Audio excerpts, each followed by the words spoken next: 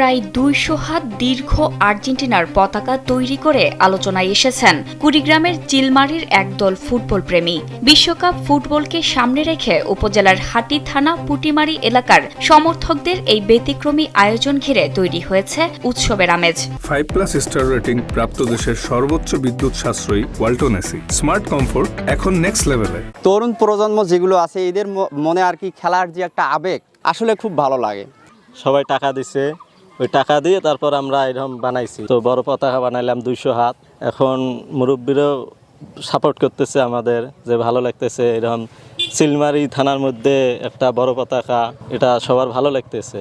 এত বড় পতাকা হওয়ার কারণে এলাকার ছোট ছোট পোলাপান যারা খেলাধুলা বোঝে বা খেলাধুলা করে তারা অনেক আনন্দিত এবং উৎসাহিত।